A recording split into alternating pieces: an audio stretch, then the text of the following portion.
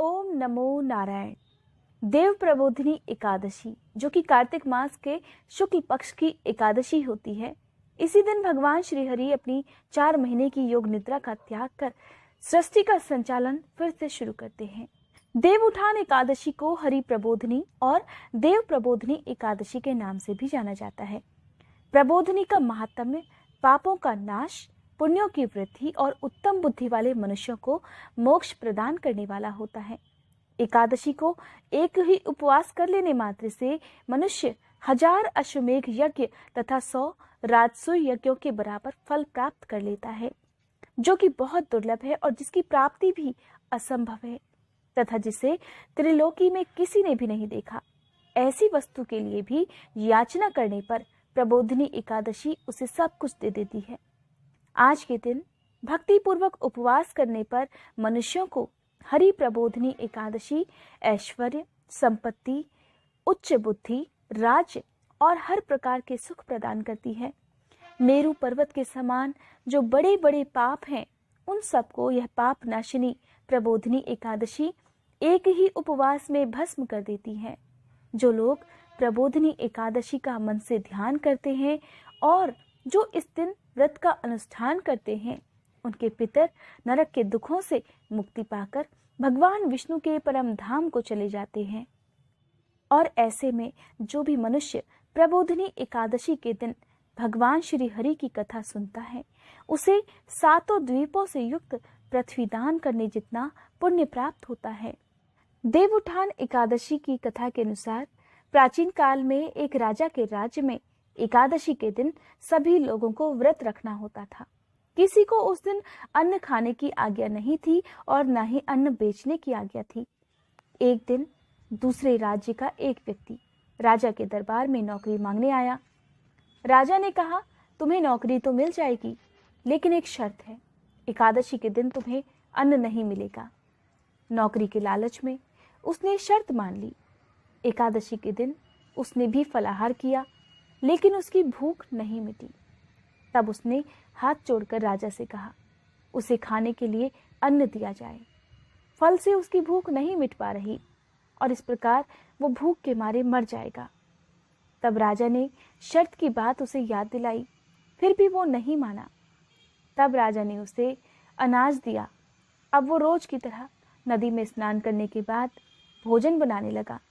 भोजन बनाने के बाद उसने एक थाली में भोजन निकाला और अपने भगवान को भोजन करने के लिए आमंत्रित किया। उसके निमंत्रण पर भगवान विष्णु पीताम्बर रूप में वहां आए और भोजन ग्रहण किया। भोजन करने के बाद भगवान वहां से चले गए और फिर वो व्यक्ति भी अपने काम पर चला गया। जब दूसरी एकादशी आई, तब वह व्यक्ति फिर से राजा के महल में पहुंच गया और हाथ जोड़कर निवेदन करने लगा कि उसे खाने के लिए इस बार 2 गुना अनाज दिया जाए। इस पर राजा ने कारण पूछा तो उसने बताया कि पिछली बार वो भूखा रह गया था, उसका भोजन भगवान करके चले गए थे और इतने थोड़े अनाज में दोनों का पेट नहीं भर पाता है। बात सुनकर राजा हैरान रह गया। उसे उस व्यक्ति की बातों पर विश्वास ही नहीं हुआ। तब उसने राजा से भी साथ चलने को कहा। कहने लगा, राजन, आप खुद ही मेरे साथ चलकर देख लो। अब एकादशी के दिन नदी में स्नान करने के बाद उसने भोजन बनाया और फिर एक थाल में खाना निकालकर अपने भगवान को बुलाने लगा। राजा एक पेड़ के पीछे छुपा हुआ ये सब देख रहा था, लेकिन भगवान तो आए ही नहीं। अब राजा को यकीन हो गया कि ये व्यक्ति जरूर झूठ बोल रहा है। उधर वह व्यक्ति अपने भगवान को पुकारता ही रहा। ऐसा करते करते शाम से रात होने को आई। राजा जो था पेड़ के पीछे छुपकर सब कुछ देख रहा था। अंत में जब उस व्यक्ति ने देखा कि भगवान आ ही नहीं रहे, तब वह हाथ जोड़कर भगवान से कहने लगा, हे प्रभु, मैं आपको बहुत देर से पुकार रहा हूँ, क्या बात है, आज तो आप आना ही नहीं चाहते। हे प्रभु, जल्दी आइए, भोजन तैयार है। अगर आप नहीं आए तो मैं इसी नदी में कूदकर अपने प्राण त्याग दूंगा। भगवान को न आता देखकर वह व्यक्ति नदी की ओर जाने लगा और जैसे ही वो नदी में कूदने वाला था कि तभी वहां पर भगवान प्रकट हुए और उसका हाथ पकड़कर उसे रोक लिया। अब भगवान ने उस व्यक्ति के हाथों से बने हुए भोजन को ग्रहण किया और फिर वे अपने भक्त को अपने साथ ही अपने धाम में लेकर चले गए। उधर पेड़ के पीछे छुपे राजा ने सारा हाल अपनी आंखों से देख लिया था। अब राजा को इस बात का ज्ञान हो चुका था कि दिखावा और आडंबर करने से कुछ नहीं होता। सच्चे मन से अगर अपने ईश्वर को याद कर लिया जाए तो वे दर्शन जरूर देते हैं और मनोकामना भी पूर्ण करते हैं। इस ज्ञान प्राप्ति के बाद वह राजा भी अपने घर गया और सच्चे मन से एकादशी का व्रत करने लगा। अंत में उसे भी उस व्यक्ति की तरह ही स्वर्ग की प्राप्ति हुई।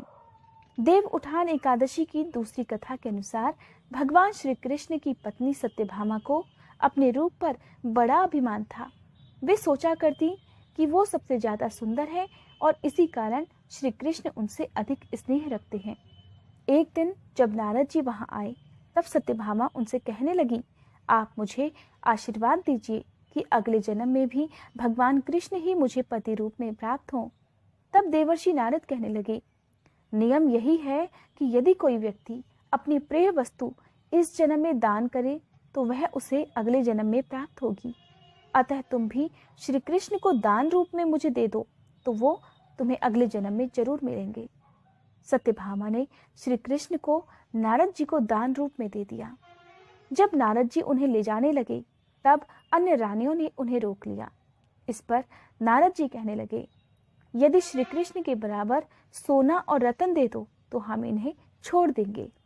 तब तराजू के एक पलड़े में श्री कृष्ण बैठे और दूसरे पलड़े में सभी रानियां अपने अपने आभूषण चढ़ाने लगी, पर पलड़ा टस से मस नहीं हुआ।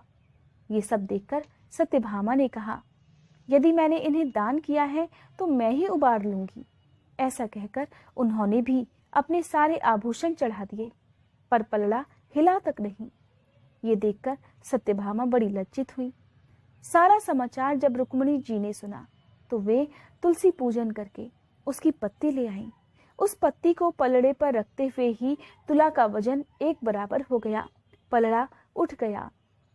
नारद जी तुलसी दल लेकर स्वर्ग को चले गए।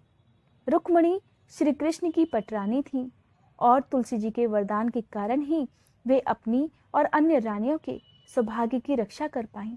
तब से तुलसी जी को यह परम पद प्राप्त हो गया कि श्री कृष्ण अपना भोग बिना तुलसी के स्वीकार नहीं करते। यही कारण है कि देव उठान एकादशी के दिन भगवान कृष्ण की पूजा कर उन्हें भी तुलसी दल अर्पित करने चाहिए। देव उठान एकादशी के दिन ही तुलसी जी की कथा भी सुनी जाती है और इस कथा के अनुसार प्राचीन काल में जलंधर नामक राक्षस ने चारों ओर उत्पात मचा रखा था। वह बड़ा वीर और पराक्रमी था और उसकी वीरता का कारण था उसकी पत्नी वृंदा का पतिव्रत धर्म। उसी के प्रभाव से वह अजय बना हुआ था। जलंधर को ये वरदान प्राप्त था कि जब तक उसकी पत्नी वृंदा का पतिव्रत धर्म रहेगा तब तक कोई उसका बाल भी बांका नहीं कर सकता, ना कोई उसे युद्ध में हरा सकता था और ना ही उसे कोई मार सकता था। उधर जलंधर के अत्याचारों से परेशान होकर सभी देवी देवतागण भगवान श्री हरि के पास गए और उनसे रक्षा करने की गुहार लगाई। देवी देवताओं की प्रार्थना सुनकर भगवान विष्णु ने वृंदा का पतिव्रत धर्म भंग करने का निश्चय किया और उन्होंने जलंधर का रूप धरकर छल से वृंदा को स्पर्श कर लिया। विष्णु भगवान के स्पर्श करते ही वृंदा का सतीत्व नष्ट हो गया। उधर युद्ध के मैदान में जलंधर बड़ी वीरता से युद्ध कर रहा था, लेकिन वृंदा का सतीत्व नष्ट होते ही जलंधर मारा गया। जैसे ही वृंदा का सतीत्व भंग हुआ, जलंधर का सिर उसके महल में आंगन में आ गिरा।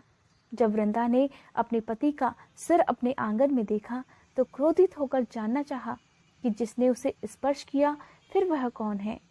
सामने साक्षात विष्णु भगवान खड़े थे।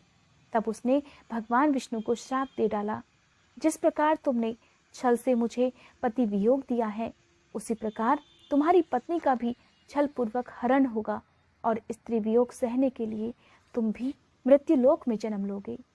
यह कहकर वृंदा अपने पति के साथ सती हो गई और वृंदा के श्राप के कारण ही भगवान विष्णु को श्री राम अवतार में अयोध्या में जन्म लेना पड़ा और उन्हें सीता वियोग भी सहना पड़ा। जिस जगह वृंदा सती हुई वहीं तुलसी जी का पौधा उत्पन्न हो गया। वृंदा ने अपने उस जन्म में भगवान विष्णु को पत्थर हो जाने का भी श्राप दिया था, और जिस कारण भगवान श्री हरि शालिग्राम रूप में अवतरित हुए।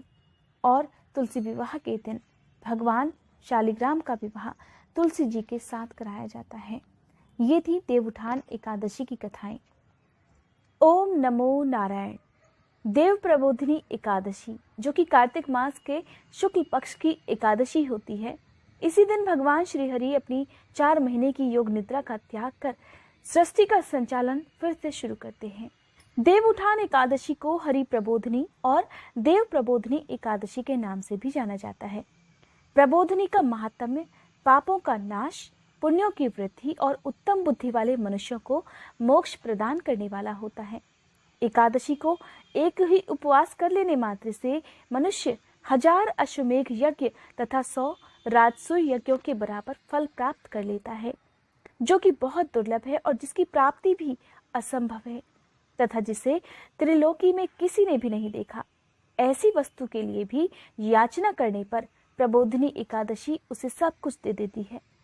आज के दिन भक्ति पूर्वक उपवास करने पर मनुष्यों को हरि प्रबोधिनी एकादशी ऐश्वर्य, संपत्ति, उच्च बुद्धि, राज्य और हर प्रकार के सुख प्रदान करती है। मेरु पर्वत के समान जो बड़े बड़े पाप हैं, उन सबको यह पाप नाशिनी प्रबोधिनी एकादशी एक ही उपवास में भस्म कर देती है। जो लोग प्रबोधिनी एकादशी का मन से ध्यान करते हैं और जो इस दिन व्रत का अनुष्ठान करते हैं, उनके पितर नरक के दुखों से मुक्ति पाकर भगवान विष्णु के परम धाम को चले जाते हैं।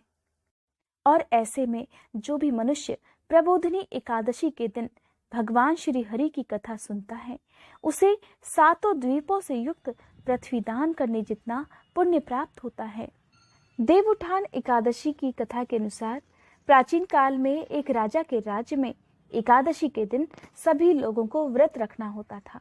किसी को उस दिन अन्न खाने की आज्ञा नहीं थी और न ही अन्न बेचने की आज्ञा थी।